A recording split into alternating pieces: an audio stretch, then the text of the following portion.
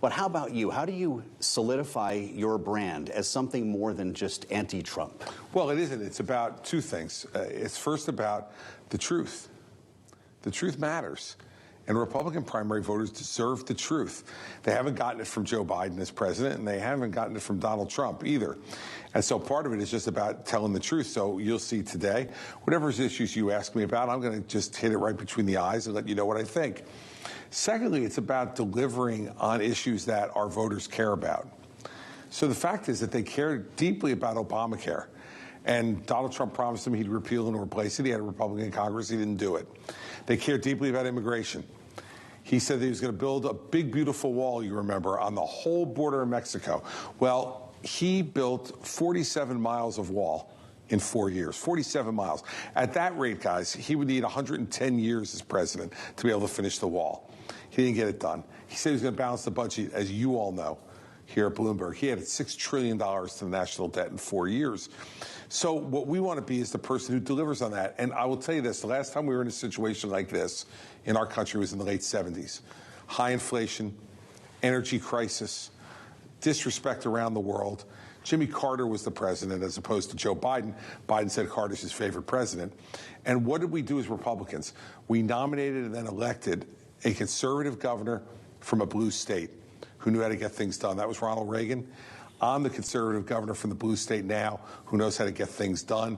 That's the brand. That's what we're going to be talking about in this campaign, and about getting results for the American people and telling them the truth. The issue, of course, at the moment is that the former president is leading in all these polls, but he has all of these indictments surrounding him. You've been on both sides of a federal investigation.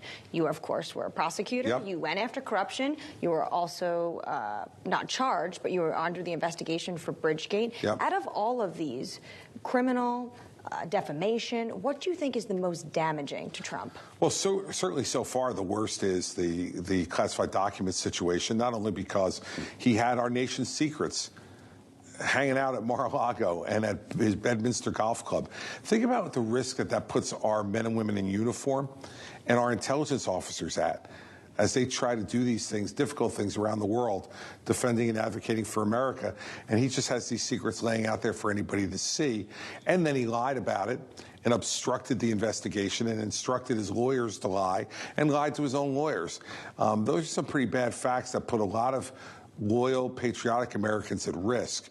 Now, we'll see what's going to happen with the January 6th charges that may come based upon the target letter that he received yesterday, and what happens in Atlanta. And whether he gets charged there as well. So I don't mind that the poll numbers are where they are right now. You always would rather be in front than behind. But remember, at this time, 8 years ago, Jeb Bush was ahead of Donald Trump by double digits.